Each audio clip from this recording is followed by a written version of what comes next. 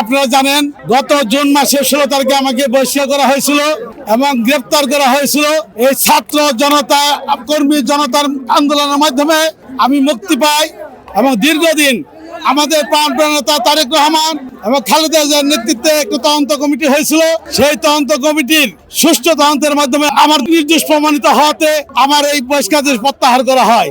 আমরা তারই পরিপ্রেক্ষিতে আজকে আমাদের অসংখ্য কর্মী জনতা মহিলা মা বোন সহ এই মিছিলের মাধ্যমে আমরা আগামী দিনে বার্তা দিতে চাই। আগামী ফেব্রুয়ারি মাসের যে নির্বাচন, সেই নির্বাচনে তারেক রহমান এবং খালেদা জিয়ার নির্দেশে যে সিদ্ধান্ত আসবে, সেই সিদ্ধান্তের মধ্যে আমরা ঐক্যবদ্ধ হয়ে আমরা সেই নির্বাচনের প্রতিনিধি পাড়ি দিয়ে আগামী দিনের রাষ্ট্রনায়ক তারেক রহমানকে আমরা জয়যুক্ত করব, এটাই আমাদের মূল বক্তব্য। এবং মিছিল শেষে খালেদা জিয়ার রোগ মুক্তির জন্য আমাদের দোয়া মিলাদ মাহফিল আছে। এর মাধ্যমে প্রমাণিত হবে আগামী দিনের রাজনীতি হবে গণতান্ত্রিক রাজনীতি, আগামী দিনের রাজনীতি হবে তারেক রহমান খালেদা জিয়ার আদর্শ রাজনীতি। 31 দফার আলোকে এই দেশ গড়া হবে। পারভেজ আহমেদ এই কালিয়াকৈরের সকল জনতা নেতা কর্মীদের সাথে নিয়ে আগামী দিনে সুশৃঙ্খল কালিয়াকৈর উপহার দেব, এই প্রত্যাশা আমি কামনা করি।